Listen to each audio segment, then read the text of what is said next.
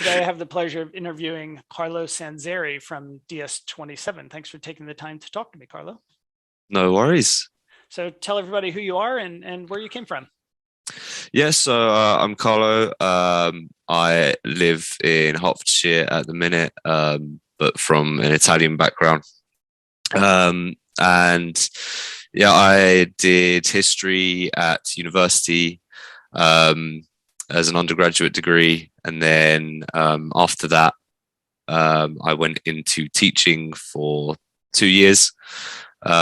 Over the crux of the pandemic period, decided that wasn't really the career for me.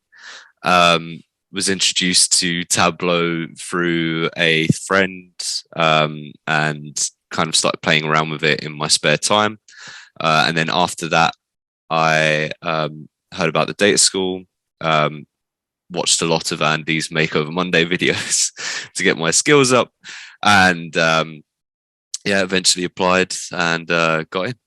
Okay, great. Well, you didn't get in the first time you applied, I though, right? didn't know. It took me So, 2 tries. right. So what was the feedback the first time? And then what did you do to kind of get in the second time? Um, if I remember right, the feedback the first time was that there wasn't much actual analysis on the dashboard itself.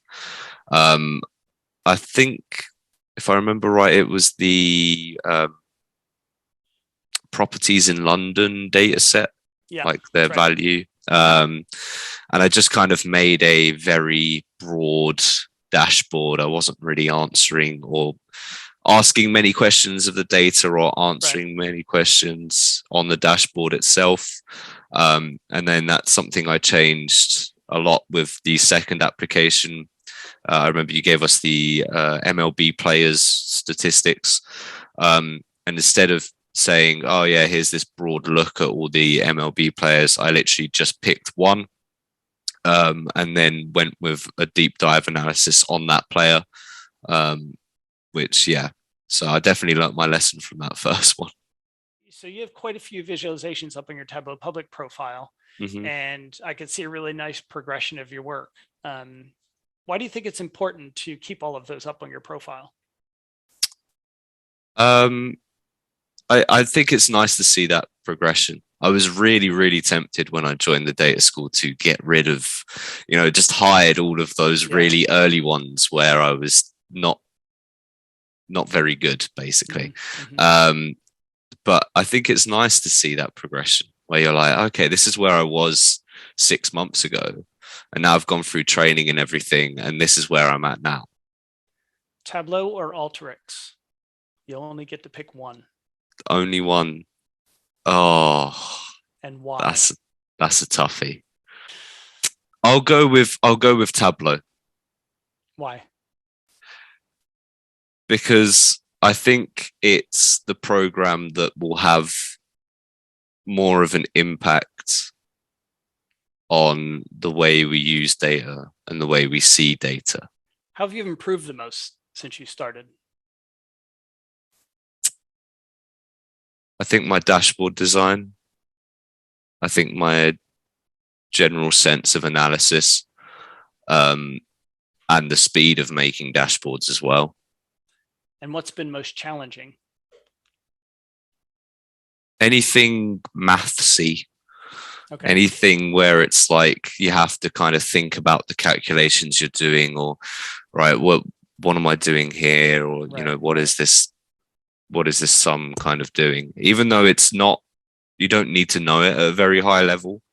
And luckily I've had people in my cohort who are very, very good at that kind of thing. That's what I was going to say. Yeah, you got some really good people in your cohort to rely on there. Absolutely. And yeah, I've never been afraid to reach out to them and go, what am I doing wrong here? There's something in this sum, or what do you think then right. about, you come with a history degree and a teaching background.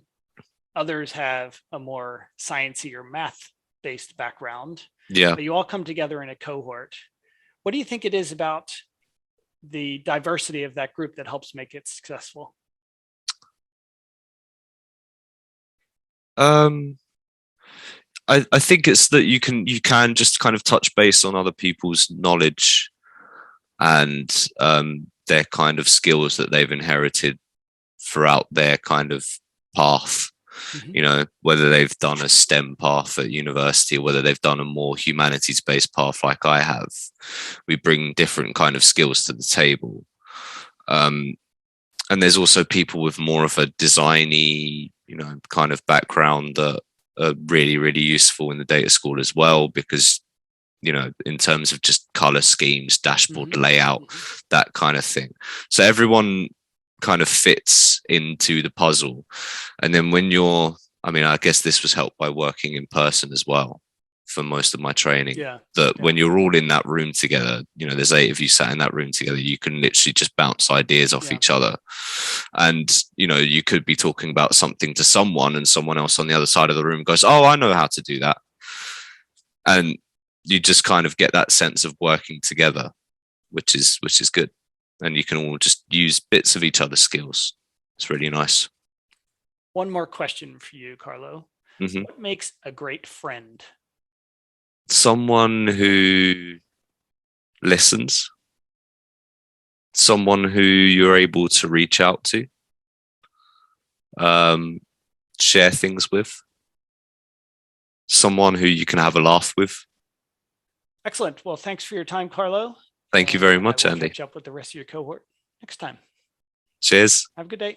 You too. Bye. Bye.